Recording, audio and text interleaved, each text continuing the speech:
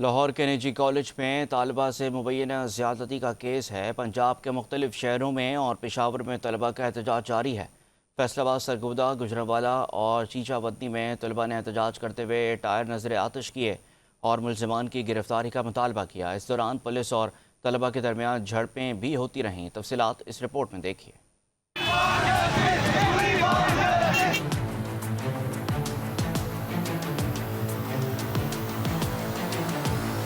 لاہور کے نجی کالج میں طالبہ سے مبینہ زیادتی کیس، پنجاب کے مختلف شہروں اور پشاور میں طلبہ بکھر گئے۔ فیصل آباد میں طلبہ کی احتجاجی تحریک زور پکڑ گئی۔ بٹالہ کالونی میں نجی کالج کے باہر طلبہ نے احتجاجی مظاہرہ کیا۔ پولیس کی بھاری نفری کی جانب سے طلبہ کو روکنے کے لیے لاٹھی چارج اور شیلنگ کی گئی، جس سے علاقہ میدان جنگ بن گیا۔ دوسری جانب سرگودہ میں نجی کالج کے طالب علموں کی جانب سے لاری اڈا روڈ پر احتجاج کیا گیا۔ مظاہرین نے نعرے بازی کرتے ہوئے ملزمان کو سخت سزا دینے کا مطالبہ کیا۔ طلبہ نے ٹائروں کو آگ لگا کر روڈ کو ٹریفک کے لیے بلاک کر دیا۔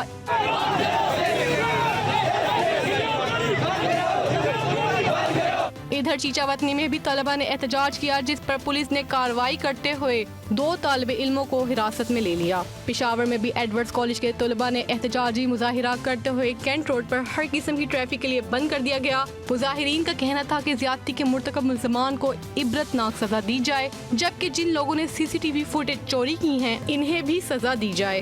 جب تک طلبہ تنگ رہے گی، جنگ رہے گی، جنگ رہے گی۔